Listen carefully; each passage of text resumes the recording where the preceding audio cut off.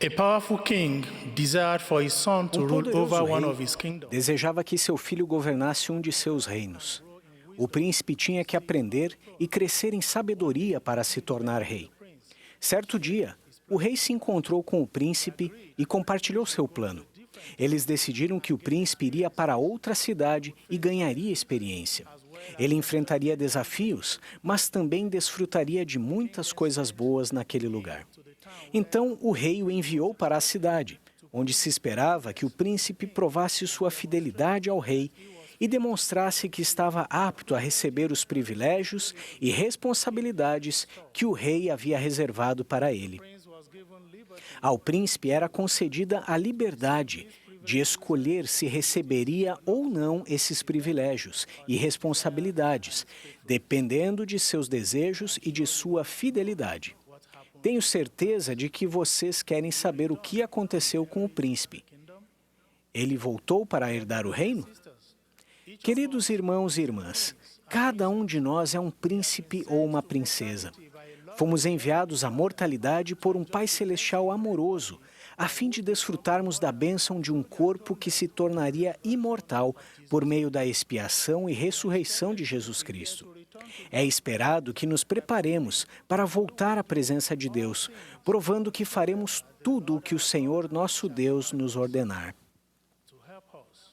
Para nos ajudar, o Salvador veio para nos redimir e mostrar o caminho de volta a Deus. Os filhos de Deus são convidados a chegar-se ao Salvador e ser aperfeiçoados nele.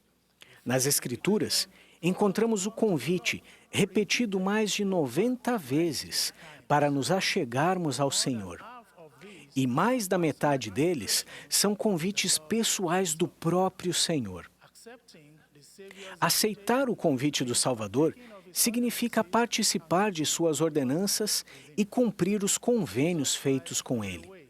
Jesus Cristo é o caminho, a verdade e a vida. E ele convida todos a virem a ele e a participarem de sua bondade, e não repudia quem quer que o procure. Nosso aprendizado e ensino do Evangelho fortalecem nossa conversão ao Pai Celestial e a Jesus Cristo, e ajudam a nos tornar mais semelhantes a Ele. Mesmo que nem todas as coisas tenham sido reveladas a respeito do tempo exato e da maneira pela qual essas bênçãos da exaltação serão concedidas, temos, no entanto, certeza delas. Alma, o sumo sacerdote, ensinando na terra de Zaraenla, mencionou um convite profundo feito por Jesus Cristo. Eis que ele envia um convite a todos os homens, pois os braços de misericórdia lhes estão estendidos. E ele diz: arrependei-vos e receber-vos-ei. Sim, diz ele, vinde a mim e participareis do fruto da árvore da vida. O próprio Salvador nos convida a nos achegar a ele e a tomar sobre nós o seu jugo, para que tenhamos descanso neste mundo turbulento. Achegamo-nos a Cristo exercendo fé nele, arrependendo-nos diariamente, fazendo convênios com Deus à medida que recebemos as ordenanças de salvação e exaltação, e perseverando até o fim, ao cumprirmos esses convênios. O caminho para a perfeição é o caminho do convênio, e Cristo está no centro de todas as ordenanças e convênios.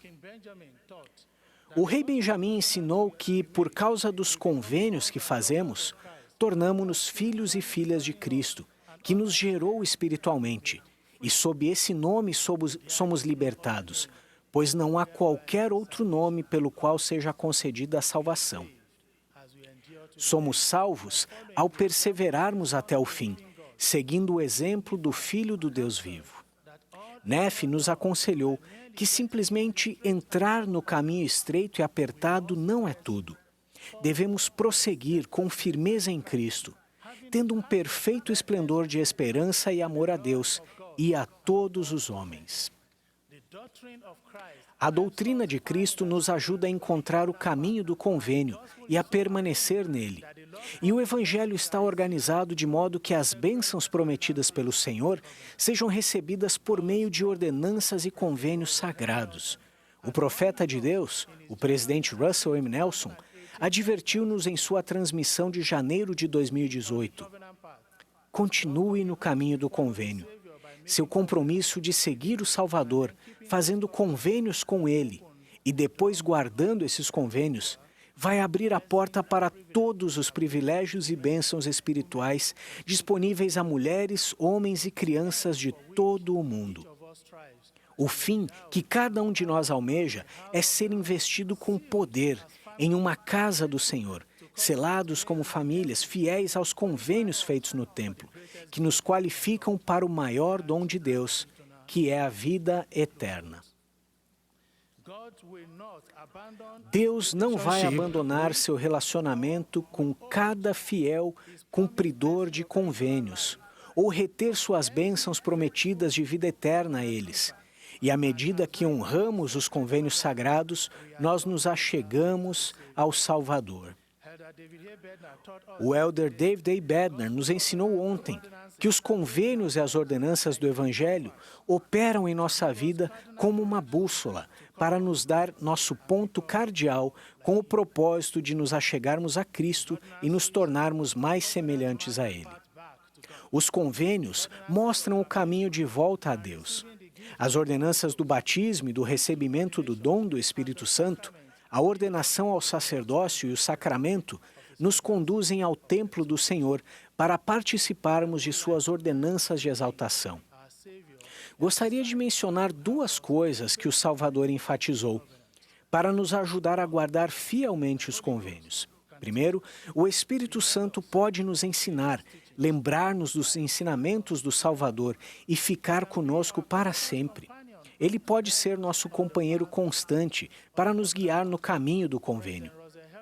O presidente Russell M. Nelson ensinou: nos dias que estão por vir, não será possível sobreviver espiritualmente sem a orientação, a direção, o consolo e a influência constantes do Espírito Santo.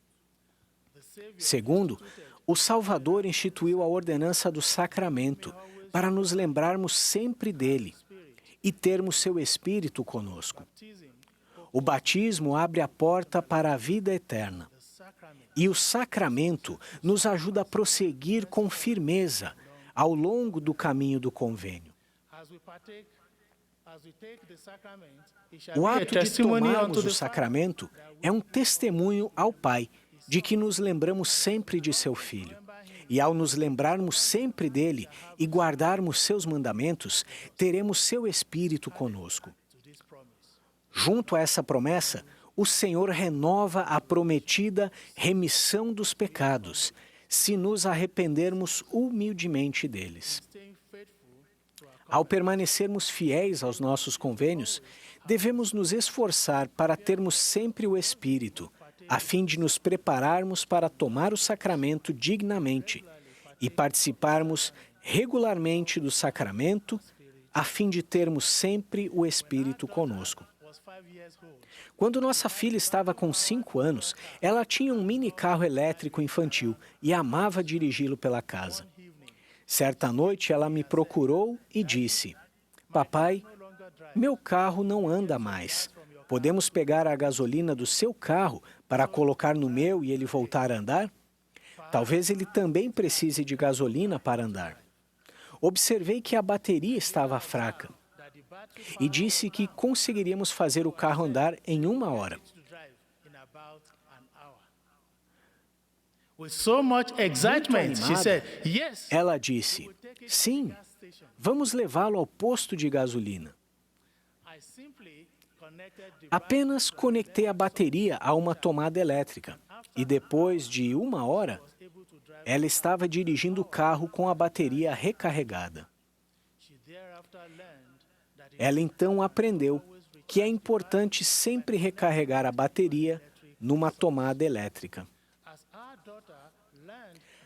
Assim como nossa filha aprendeu a ligação entre a bateria e a energia elétrica para dirigir o carro de brinquedo, nós também aprendemos a ligação entre Jesus Cristo, o sacramento e o Espírito.